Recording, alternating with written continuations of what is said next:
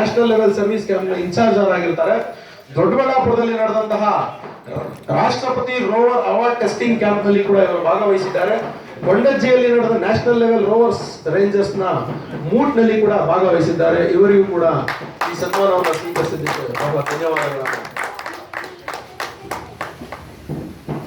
ಮುಂದಿನ ಸನ್ಮಾನ್ಯರು ಎಸ್ ವಿಜಯರಾಣಿ ದಯಮಾಡಿ ವೇದಿಕೆ ಮೇಲೆ ಬರಬೇಕು. ಪ್ರಸ್ತುತ ಸೆಂಟ್ ಜೋಸೆಫ್ ಸ್ಕೂಲ್ ನ CBSE ಶಾಲೆಯಲ್ಲಿ ಕನ್ನಡ ಕೋಆರ್ಡಿನೇಟರ್ ಆಗಿ ಕಾರ್ಯನಿರ್ವಹಿಸ್ತಾ ಇದ್ದಾರೆ. 17 ವರ್ಷಗಳ ಸುದೀರ್ಘ ವೃತ್ತಿ ಅನುಭವ ಇವರದ್ದು.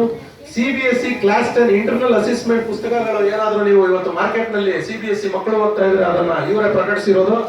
ಮ್ಯಾಗಝಿನ್ ಗಳಲ್ಲಿ ಕನ್ನಡ ಕವಿತೆಗಳನ್ನು ಬರೆಯುವ ಹವ್ಯಾಸ ಹೊಂದಿದ್ದಾರೆ. CBSE ಕ್ಲಾಸ್ಗೆ 1 ರಿಂದ 10ರವರೆಗೆ ಕಾಪಿ ಪುಸ್ತಕಗಳನ್ನ ಏನು ಇವತ್ತು ಮಕ್ಕಳು ಬರೀತಾ ಇದ್ದಾರೆ ಅದು ಕೂಡ ಇವರದೇ ಪ್ರಕಟಣೆಗಳು. ಕರ್ನಾಟಕ ರಾಜ್ಯ ಶಿಕ್ಷಕರ ಪ್ರತಿಭಾ ಪರಿಷತ್ ಮೈಸೂರು ಇದರ ಸದಸ್ಯರಾಗಿದ್ದಾರೆ ಕೂಡ. ಫ್ಲೋರಿಡಾ ಇಂಗ್ಲಿಷ್ ಸ್ಕೂಲ್ ವತಿಯಿಂದ ಬೆಸ್ಟ್ ಟೀಚರ್ ಪ್ರಶಸ್ತಿಯನ್ನ ಪಡೆದಿದ್ದಾರೆ. ಕುವೆಂಪು ಪ್ರಶಸ್ತಿ ಮತ್ತು ಶ್ರೀಗಂಧ ಬಳಗ ಚಿತ್ರದುರ್ಗ ಇವರಿಂದ ಶಿಕ್ಷಕ ರತ್ನ ಪ್ರಶಸ್ತಿಯನ್ನ ಸ್ವೀಕರಿಸಿದ್ದಾರೆ.